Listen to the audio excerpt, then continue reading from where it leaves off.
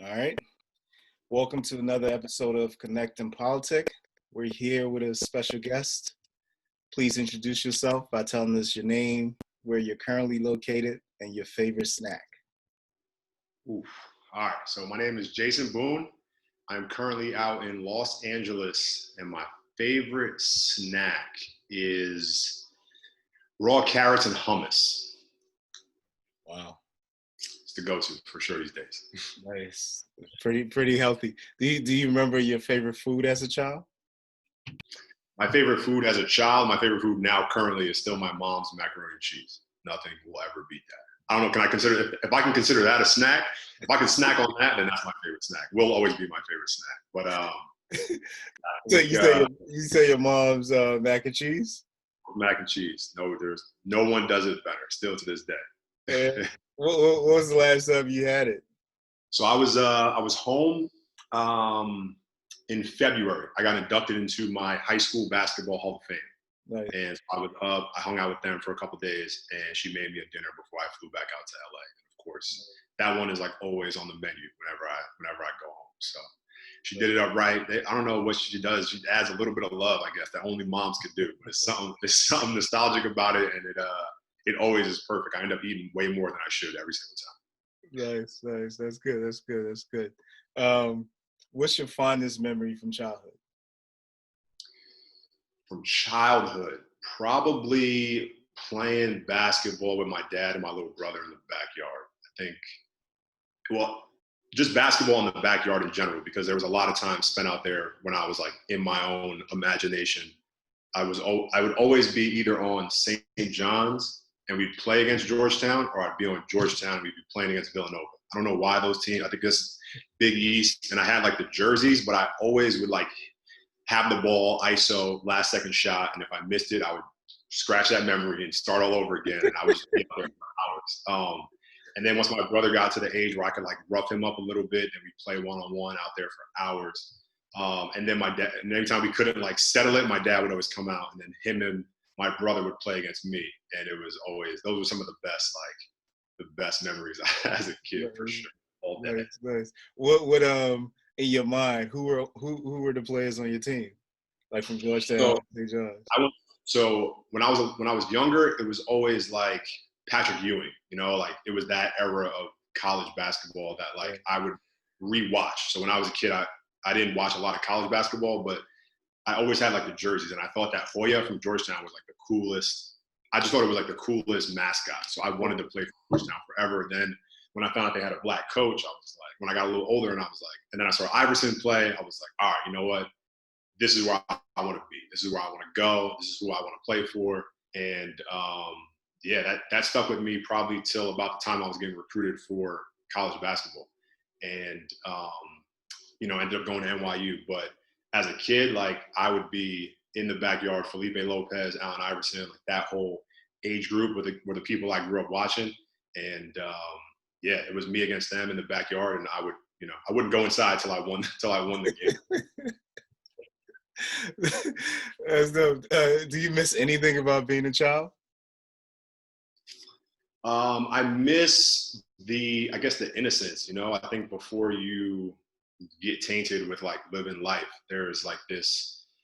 Yeah, I don't have any kids, but like there's this innocence of just like not a care in the world. I think that obviously as we grow older, things happen, and you have to adjust to life being thrown at you. But as a kid, like there's just this thing where you wake up every day, you're happy and content with whatever you have going on. You can get lost in your imagination. You can fail constantly.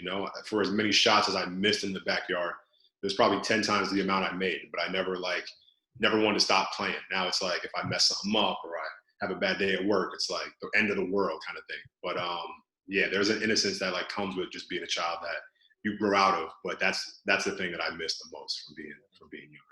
Yeah, no, that's a big one. It's just being aware. As you get older, you're more aware of even just limitations that you may have in your mind that as a kid is just never exist. Um, how do you think your childhood helped groom you into the person you are today? So, I mean, I give my parents credit for everything that I've accomplished to this day. I think that my dad instilled in me this like level of competitiveness to just be better than I was the day before. He always tried to get me to play harder or improve upon whatever it was. So once I got an 85 in English, 80s were no longer acceptable. You know, like once I got a 90 and I made the high honor roll, regular honor roll wasn't acceptable anymore. So he always pushed me to be a little bit better than I was the day before. And because of that, I think that allowed me to have as long of a professional basketball career as I had, you know, because I was out there, I was playing in a low league to start out with, but I worked my way to the top and I never looked back. You know, it was one of those things where now I look back and I'm like, man, I played 12 years out there in Europe for 6 different teams and 7 different countries. And it's like, it was crazy. So, yeah, I think that definitely that level of competitiveness, I haven't been able to shake that. You know, I was watching this Jordan documentary that just came out, and that's a different level of competitiveness, you know, but I can see a little bit of what he had in myself. And I think that the guys who do it long enough, you have to rely on a little bit of competitive edge, just that chip on your shoulder, that reason to get out of bed when everybody else wants to sleep in. And if you have that, you're going to work your way to a level where everybody that's out there has that same thing. And then it's going to be, again, about what you can do to separate yourself from the rest of the pack. But I got that in childhood for sure. Yeah. And any other important lessons that you learned from your parents? Stay grateful probably is the one thing. I had an uncle who was a quadriplegic, you know, paralyzed from the neck down, and he was like the basketball player in the family, I think, before his accident. And just the opportunity to get up every day and get out of bed is a blessing. I think that it's something that I never want to take for granted. And the fact that I was so close with him when he was alive reminded me that, you know, on days where you're sore or it's cold and you don't want to do anything, you can always tap into that and be like, you know, there's people out there that would give anything to be able to be in a position that I'm in. And just that little bit of staying grateful, staying humble, that would be something that I've carried on from childhood to today. Nice, nice. What's something you were surprised to learn as you transition into adulthood? So, you know, pretty much the time, it could be when you went to college or even after you left college, but what was something that surprised you? The first thing that pops in my mind is the people that I met and how I was able to interact with so many different kind of people. I think as a kid, you know, I grew up in New York City. I was in this like exceptionally gifted program. So I was like around kids who came from a bunch of different backgrounds. You know, I was in class with these kids from China, kids from some Jewish families. I was in school with, you know, Koreans, white kids, black kids, and we were all like at a level that the city deemed like exceptionally gifted. So I grew up around a diverse group of people. But when I was living in the city, so 8th grade, we moved from the Bronx up to Orange County, New York. And up there, I was one of probably 10 black kids in the whole school. So I went from this like diverse New York City. You can go, you know, you can take the train to Spanish Harlem. You can go, my brother went to school in Harlem. So like we would drive through Dykeman. Those people look different than I did. We were living in the Bronx, but I was going to school in Co-op City. So I was like, I was around a different group of people. And I thought that like my spectrum, the perception of people that I was around was a certain way. Then as I got older, it was mostly white people that I was around. You know, I came back to New York City for college. So I'm again in an environment where everything is new and different. And then I went to go live in Germany, my first stop after college. So I think being in those different scenarios allowed me to like figure out who I was, but then B, how to get along and be successful in like around different groups of people. So when I look back at like my best friends from high school, that was like our little clique. You know, we were all black guys. And we like used to play all the sports together. We hung out. So even though I'm in this like predominantly white school, I had like a very tight knit group of like black friends. Then in college, there was like 2 black players on the basketball team. So I had hung out with a bunch of white guys. And then like, you know, I was hanging out with all these different girls, from black girls to white girls. So, you know, college, I was a mess. And then, and I got to Europe, you know, and hey, listen, we could talk about it. Then I got to Europe, and it's a whole different story, you know, like I'm just like, I'm the only black guy in Berlin that I see that looks like me, and I'm trying to learn German. I'm in a class with these ladies from Poland, these like old guys from India, and they're all trying to like learn German as a second or third language. And so I think being in like those culture shock moments, you know, like having to adjust to different people, have different kind of conversations, that would be it for sure. Yeah. The discussion about, you know, the college years and running around, we'll save that for another episode. That's probably a good idea. What are your favorite things to do for self-care? For self-care, so I'm a big sauna guy. I think being in Europe forever, that was like always my treat to myself. You know, get a hard lift in and go sit in the sauna. Germany had by far the best ones I've ever been in. They had like a whole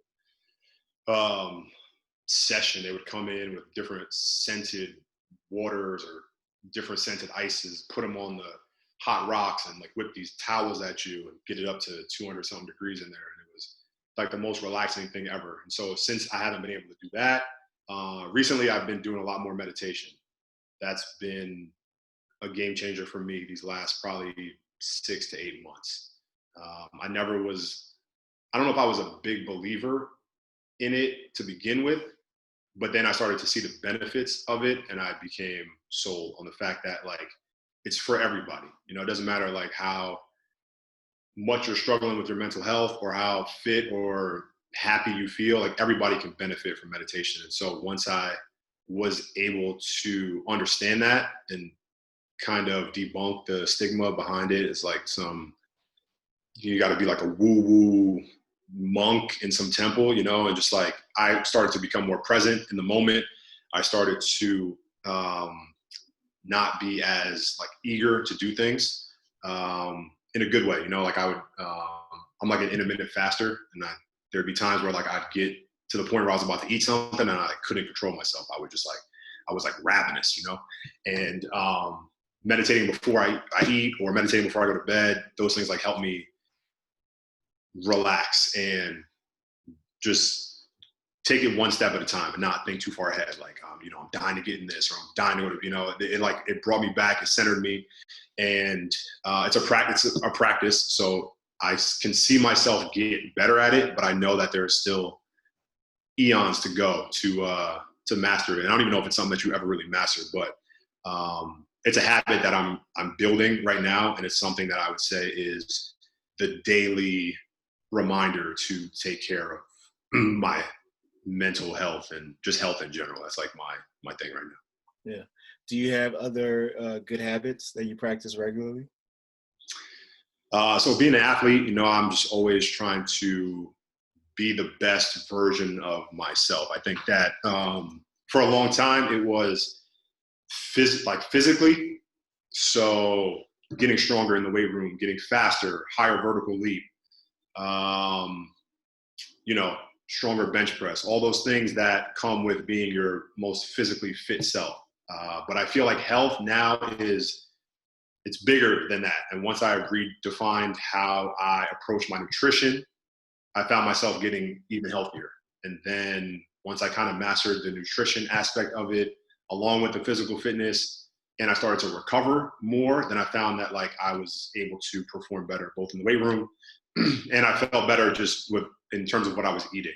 Then that obviously led to starting the meditation, and the mental health side of it all kind of ties in together. So, I mean, in terms of overall health, I think that there are so many things that we can do that we're not doing enough of. And so I think right now I'm kind of on this quest to like find the healthiest version of myself that I can get to every day. So if it's physical fitness for sure. I try to watch what I eat, especially now with everything going on. I'm trying to like shore up my health more so than I ever have before.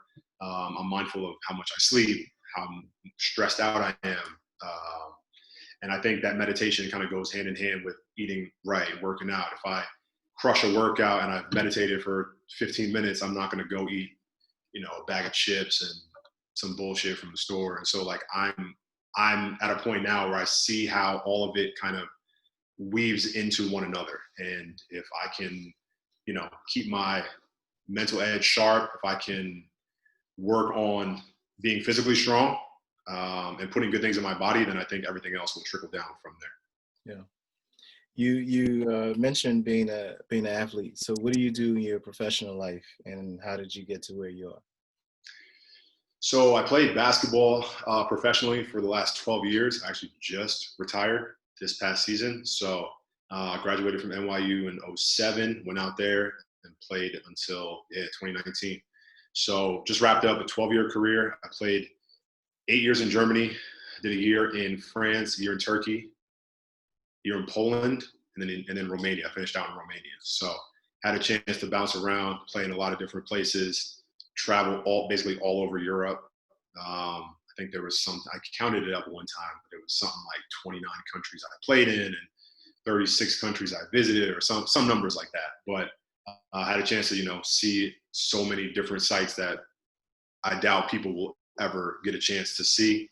So I was super happy about that. But like I said, that was something that I did. I loved it while it happened, but it was time to wrap it up. So I got back this season. I was kind of deciding whether or not I wanted to play one more year. And then my girlfriend was moving from Kansas City out to LA. I helped her move out here.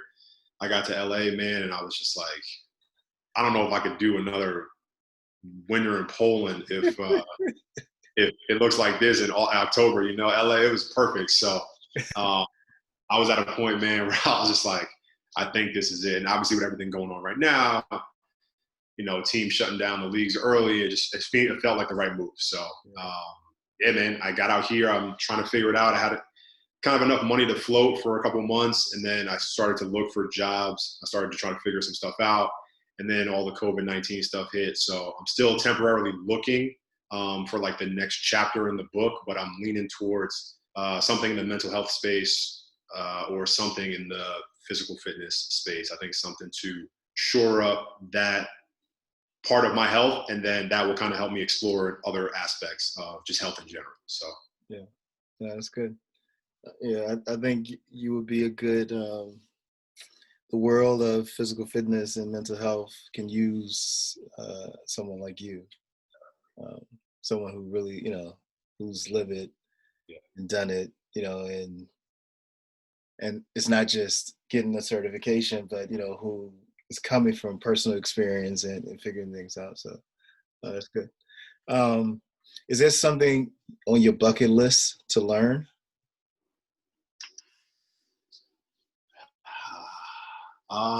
So currently, I think that so I was playing in Europe, and I took it upon myself to learn German. I didn't know I was going to be there for that long, but the fact that I learned German, I think, helped me want to stay there for that long. It took a lot of work. It obviously was a lot easier being there where people speak it and you could have conversations with people there. So I think,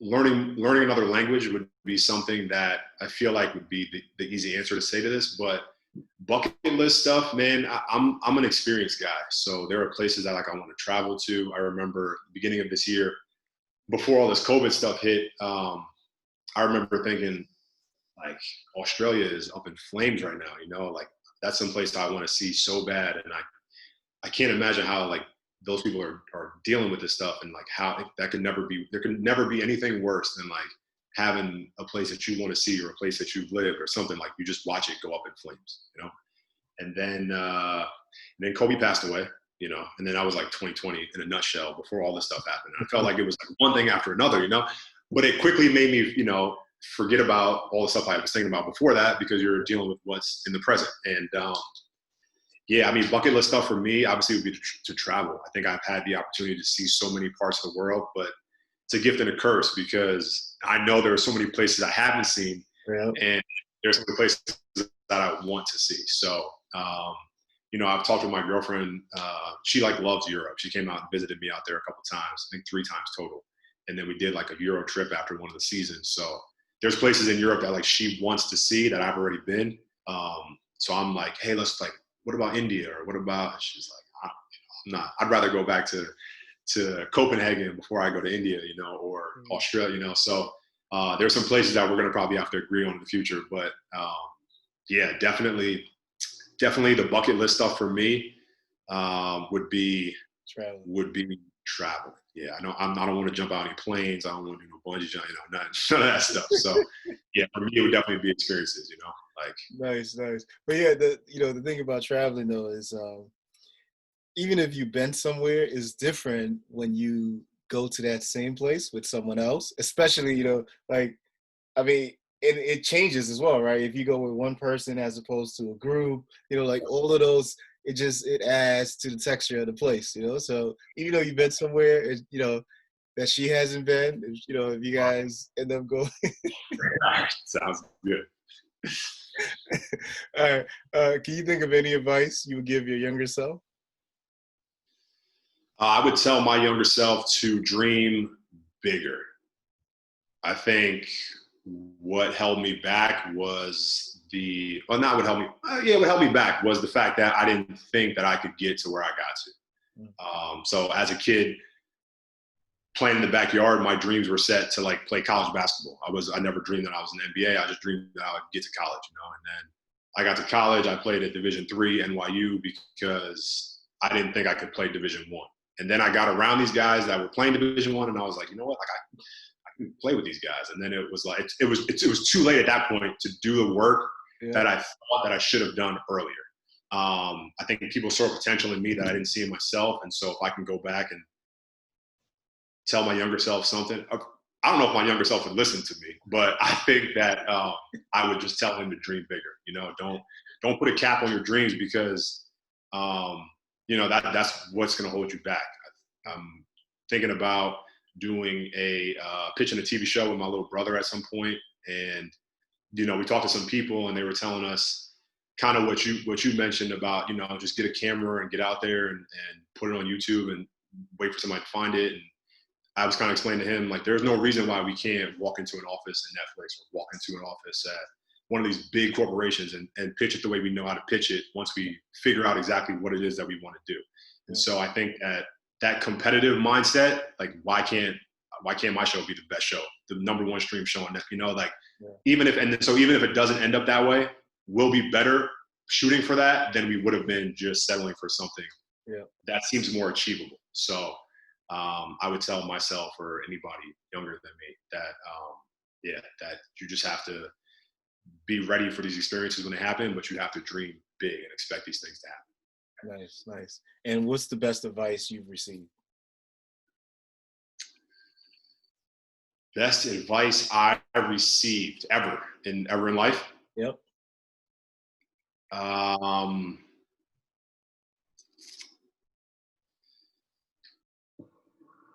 Be a good person. That's what it says on my shirt, man. I think that's gotten me further than anything else I could credit off the top of my head.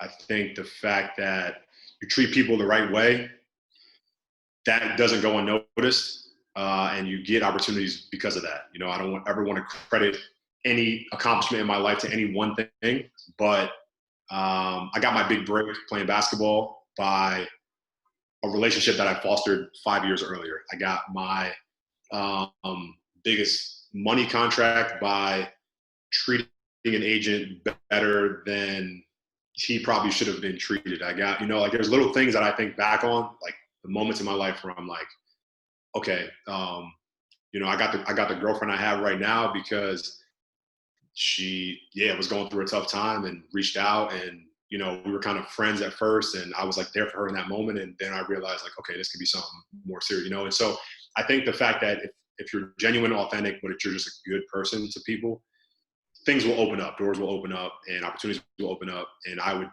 if I had to narrow it down to one piece of advice to give that I've gotten, it would be to just be a good person. Nice, nice. Yeah, simple and very effective. Yeah. Um, what has been the toughest thing you've had to tackle, and what helped you get through it? Uh, Toughest thing I've had to tackle. So um, I have an issue with like feeling helpless. I think that that was my biggest fear of playing basketball in Europe, was that like something would happen and I wouldn't be there for the people that needed me the most. So you have a fear of like grandparents and stuff happening when you're overseas or when you're gone, and not being able to just, say like, I have to get back. I have to go back for this kind of thing. But the toughest thing that I can recall dealing with was my little brother. His best friend passed away 2016, and he called me up. I was coming home from practice, and I could like hear this trembling in his voice, like something was the matter, and he couldn't get the words out at first. And so I'm panicking. I think something happened to my parents or grandpa. Something is up. And it turned out that he had like a rare heart condition. He worked out too hard that day and went to sleep and never woke up, kind of thing. So it was like a tragic incident. It was something that like you couldn't control, you couldn't predict. He was a fit guy. I'm thinking when he first told me that it was his friend, I'm thinking like, okay, I know he rides a motorcycle, like maybe it had to be some kind of accident, because he's young, he's fit, like nothing like that would have happened. He doesn't do drugs, like I'm thinking like all these things, but my brother like couldn't get the words out. So he finally explained what happened, as much information as he knew at that point. And I remember talking to him on the phone. He couldn't get in touch with my parents. And he just needed someone to be there in that moment. And I like did it over the phone. But when we hung up, I like had this moment of like, I just want to give him a hug. I just want to tell him everything's going to be okay. And it was in that moment where he was his most vulnerable and I was far apart from him. And I think that was the toughest thing to deal with. Like my parents had to be there for their parents, and nobody was kind of there for my brother. I think when that would have been like my opportunity to step in as a big brother and just like let him know everything was okay. And I had to do it from a distance, and it wasn't easy. He struggled with it for a while, but now he's like the most grateful, giving person ever. And I think that comes, like I was telling you earlier about my uncle, just being grateful for the time that you have, because life is precious and it can be over like that. And, having to go through some of those hardships to understand that lesson is what I would hope that most people don't have to do. But a lot of the times it comes down to like having to go through stuff like that for you to really appreciate that lesson and understand the value in the things that people take for granted, getting out of bed or just taking a breath. So, that for me would have been the toughest thing that I ever recall having to do. Yeah. What qualities or character traits do you admire in other people? I think being able to keep going when things get tough.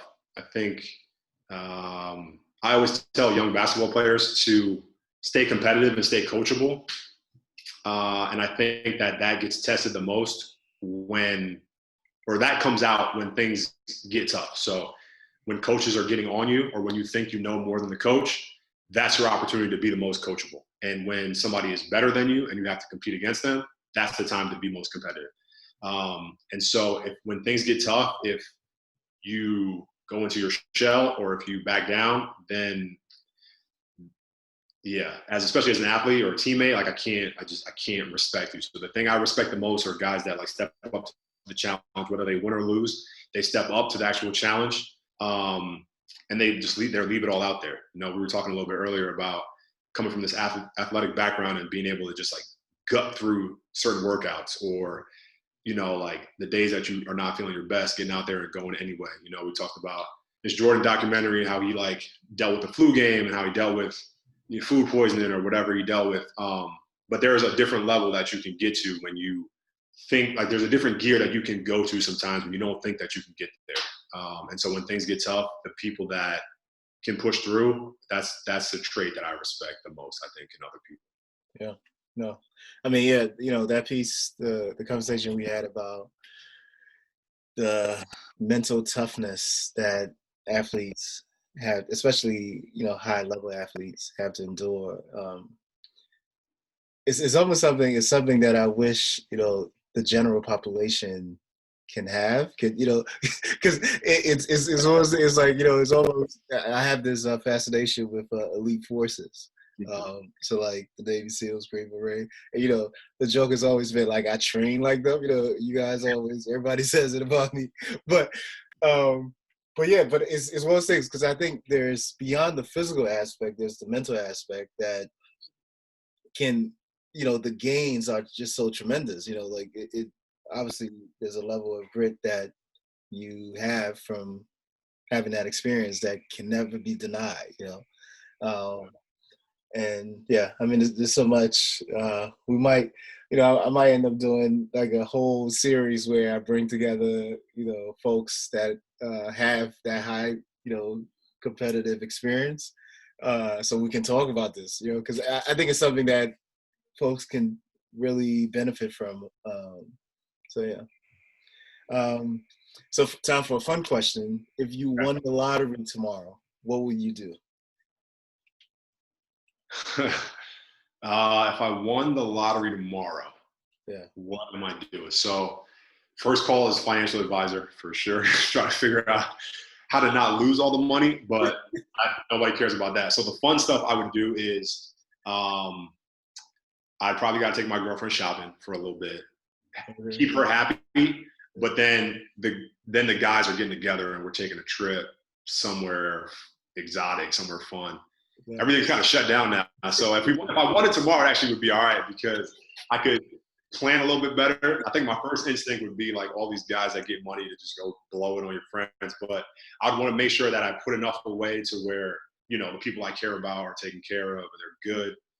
But with whatever money is left over, the amount of play that goes on would be something spectacular. So, yeah, I would probably call my 5, 6, 7 best friends, tell them, listen, get to wherever we're all meeting, and then we're renting a PJ and we're going. How much money do I have, first of all? I'm talking all this crazy stuff. I want to make sure I'm not. See, that's why I love this question. I love this question because like people just do, people go in different directions. So the amount is 500 million. 500 million US. All right, yeah. So then, so for sure, 200 million is going away. I'm putting that in investments. I'm figuring stuff out. I'm not touching that. But the next 100 million is going to fun stuff, stuff that, like, when people retire and they finally have the money to take a cruise around the world, or they finally have the money to, see these places that they've never seen. That's the kind of stuff that I want to do while I'm still young and able-bodied. And I want to have that experience, like I talked about earlier. If I'm a guy of experiences, I want to be able to provide that for the people that I care about the most. My brother got a chance to play basketball in Europe for a couple of years, and we were able to share that experience together.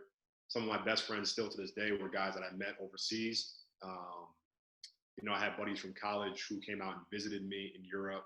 And so those are like some of the best times that, like, I can recall off the top of my head. My family tries to take a trip every year. So we've done, resorts in Mexico or Costa Rica. My parents are going, or were going, on like a European cruise this year. But we've done 2 cruises as a family. And so when I think back, it's like those special moments that stick out to me in terms of like the best times I've ever had. So I would want to do that on a higher level with the people that I enjoy the most. Yeah.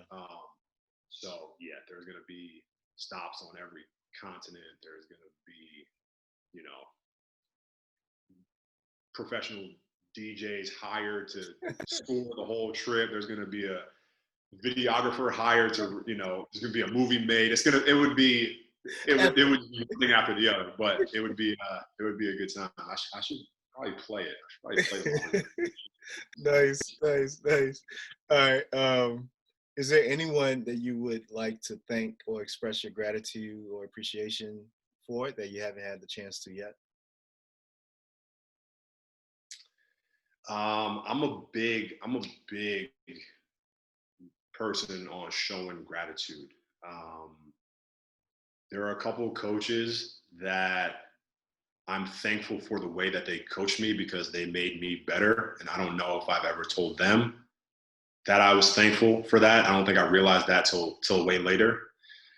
Um, there are, uh, I mean, the people that I credit the most know how thankful I am for them. I think that's a big thing for me to be able to do that. There's no one I can think of off the top of my head right now that I haven't expressed gratitude to. But Do for you, sure, if I think of that person, I would not hesitate to go and thank them. I think I'm starting to realize I'm at that age now where I can see the effect that I have on younger players. And I'm starting to see how grateful they are to have someone like me tell them about the things that I wish I did different. And so when you start to receive the gratitude from people, it makes you again in turn want to be more grateful to the people that did it for you. The only championship I won out in Europe was in May 2010, so we just had the 10-year anniversary of that, and we all got like on a Zoom call, and some of the older guys on that team, I took the opportunity on that call to thank them because that was early in my career. There were a couple guys on that team who pulled me aside and saw potential in me and helped me get to a point where I got to, and so that felt really good. The coach of that team I played for a couple of years after that. When we finally went our separate ways, I was able to thank him for everything that he did for me. Obviously, my dad, my mom, my little brother, they get a lot of credit for everything that they've done. The older guys in college, Jared Kildare, he knows how much he means to me. There's like a lot of people that when I think back on where I've gotten to, kind of the man I turned into, the people that get the most credit for that, they definitely know how thankful I am for that. yeah, no, that's part of the reason I even asked this question is because what I notice just generally is that you know people always like you brought up Kobe, Kobe passed, right? And it was like everybody all of a sudden recognized you know the great things that he's done, or whoever it is, and everyone say, oh, when someone passes, when everyone say give folks their roses or their flowers while they can smell it, right? But they always say this when people pass. you know? So I'm like, why don't we just start a practice where we express our thanks and our gratitude to folks that have some type of impact in our lives in some way, um, and and beyond the parent or the sibling, or even like a coach, um, so it's something that I'm starting to foster more, and just encourage folks to continue to do it. So that's I remember when the Apollo Kids was up and running. They were interviewing some artists. We were trying to interview some musicians, rappers, I think, and we were coming up with like a list of questions. And a question that you asked has stuck with me forever. And you wanted to ask the rapper if they've written the perfect verse, yeah, and if they said no, you asked them why not. yeah, And that always stuck with me because I was thinking like, as a basketball player, like you can never have the perfect game. But if your goal is to write that perfect verse, then every verse after that will be better. And so like if you keep that stuff in mind, if you are thankful for something, you should be able to express that. If you want to be a better lyricist, you should write better and it all goes hand in hand.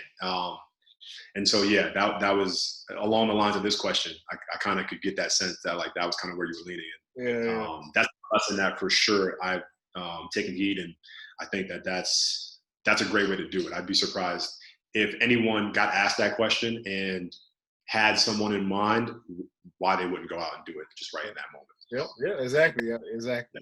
Um, so for our final question, how do you define success? Um,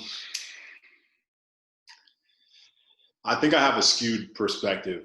Uh, Being a high level athlete, my goal, I always was goal oriented, and if I didn't reach my goal, I didn't feel that I was successful. So it always ended with the culmination of winning a championship, you know? And so it was, my success was always based off of achievements. Now that I'm not in that realm anymore and I can look back,